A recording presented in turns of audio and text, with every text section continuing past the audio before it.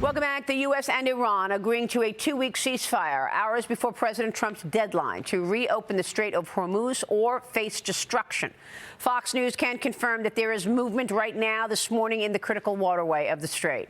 President Trump writes on Truth Social saying, quote, "A big day for world peace. Iran wants to make it happen. The U.S. will be helping with the traffic buildup in the Strait of Hormuz." Now, in the hours leading up to this deal, Iranian leadership instructed civilians and children to form human chains around power plants and bridges in the region, areas that the president threatened to destroy. So they had their citizens line up alongside the bridges. The Kuwaiti ministry urged citizens to stay inside and avoid going out until today. Now the country says it's been dealing with an intense wave of Iranian attacks for several hours. Joining me now is New York Congressman Mike Lawler, a member of the House Foreign Affairs Committee. Congressman, thanks so much for being here this morning. The president posted this on Truth Social moments ago. The United States will work closely with Iran, which we have determined has gone through what will be a very productive regime change.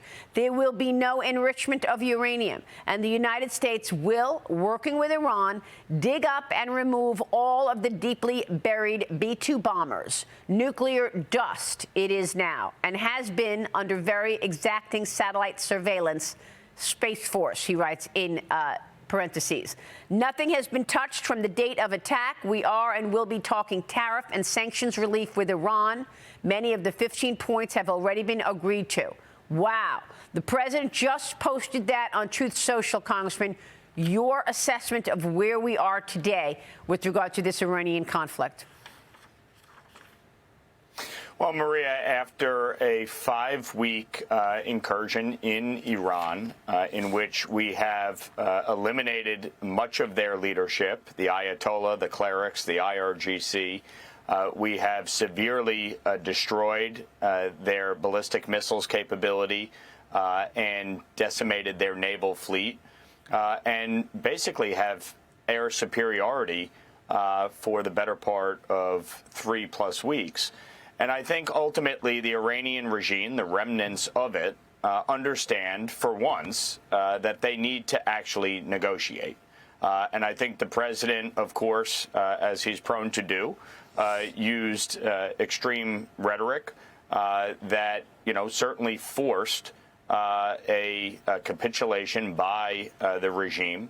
And, again, I think there is optimism here.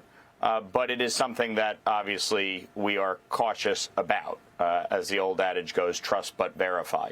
I think the fact that a 2-week ceasefire was negotiated, that there will be continuing negotiations on these remaining points, including the removal of the enriched uranium, that is vital. And for my Democratic colleagues who have all but been rooting for failure here, I think they need to wake up to the fact that after 47 years of a terrorist regime that has sought to ensure death to America, that it is time for all of us to unify behind the objective here, which is to ensure that Iran never possesses a nuclear weapon, that their reign of terror and funding of terror proxies in the region comes to an end, and that the threats they pose to their neighbors and our allies and assets, our military assets in the region, be eliminated. That is something every member of Congress should embrace.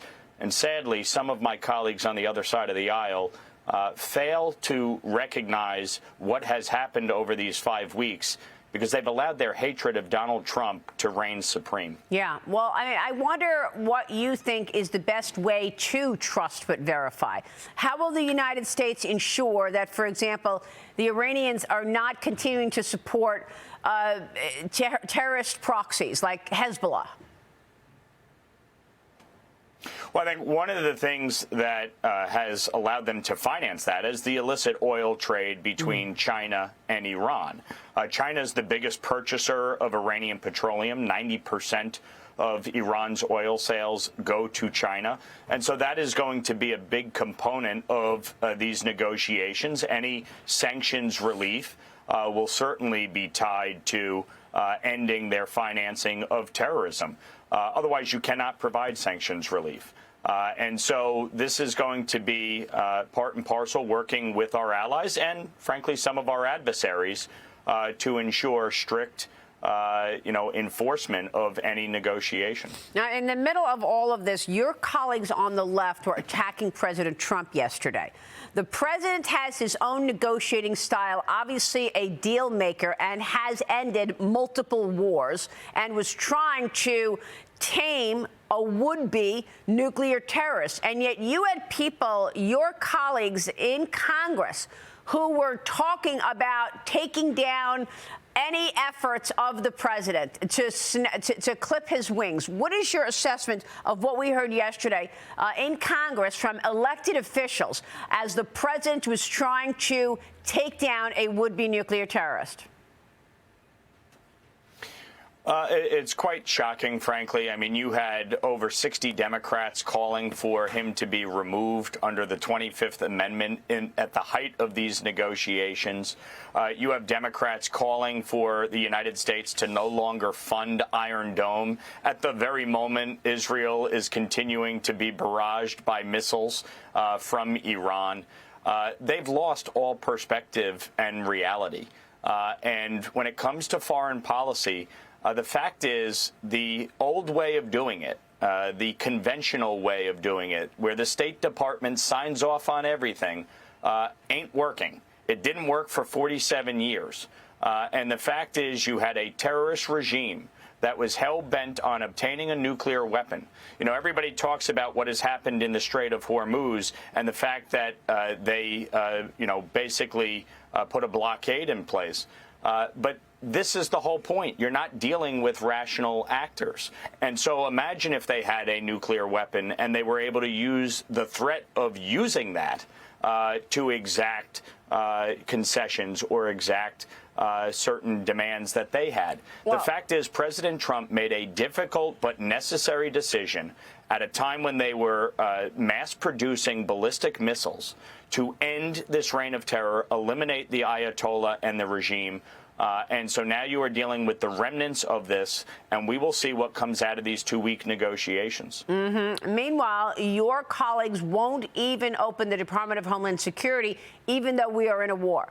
OK, the DHS shutdown is now stretching into day 54. Longest in history, obviously. The House Freedom Caucus rejected a partial funding plan backed by the president. Instead, they want the entire department funded through a single GOP reconciliation bill. Now, what are your thoughts on this? This is in opposition to a two-step approach some of your colleagues have talked about, splitting general funding and immigration enforcement. They say dividing the funding could lead to immigration enforcement, leaving them short if a second bill fails, Congressman. What are your expectations for this reconciliation 2.0 or 3.0 coming up? And do you expect that it will be on the president's desk by June 1st? Maria, think about this insanity. Since October 1st, the Democrats have shut down the Department of Homeland Security for 97 days. 97 days. We are approaching the 25th anniversary of 9/11. You have hostilities in the Middle East. You've had 4 attempted terrorist attacks or terrorist attacks in the United States since the incursion in Iran began. And Chuck Schumer and Hakeem Jeffries have shut this department down because they don't want to enforce our immigration laws. What happened in Minneapolis was tragic. It didn't need to happen. But when you have sanctuary jurisdictions that refuse to cooperate on immigration enforcement with federal officials, and you allow the protesters to engage directly and interfere with ICE, unfortunately, tragedy occurs. And I will tell you, one of the biggest problems I see with what the Democrats are doing here is the fact that they are trying to defund and abolish ICE.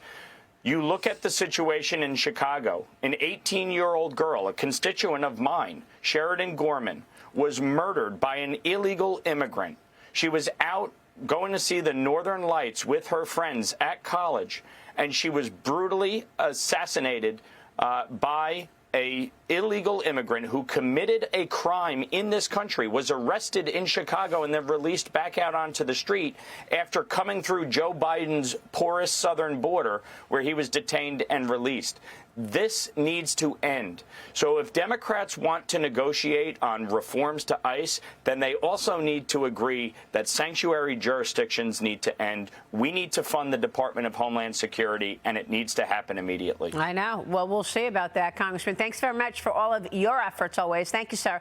Mike Lawler joining us. And President Trump is still posting on Truth Social this morning. He just wrote this: a country supplying military weapons to Iran will be immediately tariffed on any and all goods sold to the United States of America, 50% effective immediately. There will be no exclusions or exemptions, writes the president.